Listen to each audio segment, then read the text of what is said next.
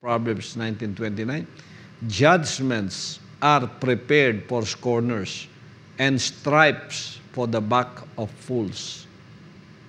Proverbs 18:6-7, a fool's lips enter into contention, and his mouth calleth for strokes.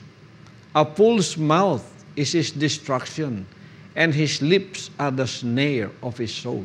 Ingatan ang lumalabas sa ating mga bibig, kasi yan din ang babalik sa atin to either reward us or punish us. That is the lesson there. So, kung ikaw matalino ka, iingatan mo talaga ang bawat lumalabas sa bibig mo, sapagkat yan din ang aanihin mo. Because words are like seeds.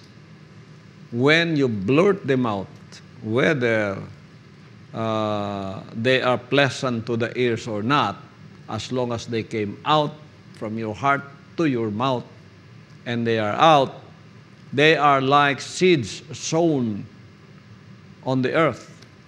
They will bear fruit.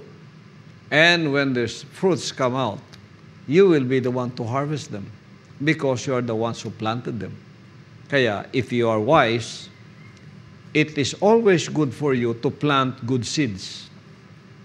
Good seeds that, in turn, when the day of reckoning will come, or the day of judgment will come back to you and will bless you. So, these are guideposts of life that are already permanently given. Even if you depart from this physical life, they are the same words that you will always face, even in eternity.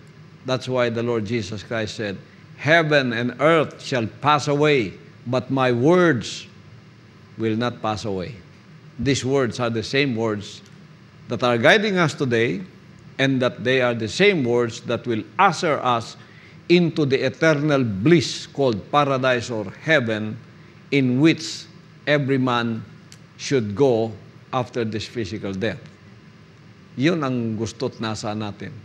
Pero kailangan sundin natin ang mga guideposts na ito.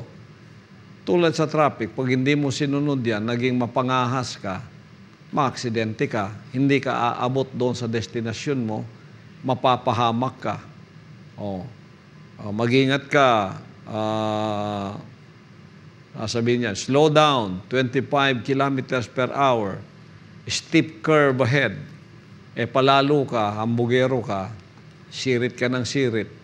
Hindi mo alam, pagdating mo doon sa curve, dumiretso ka sa bangin, patay ka, di ba? Kasi hindi ka nakikinig sa mga paalala. Etong mga paalalang ito, paalala para sa ating katiwasayan at buhay. So, ang lesson dito is, mag-ingat tayo sa ating mga binibitiwang mga salita, sapagkat yan ay babalik din sa atin.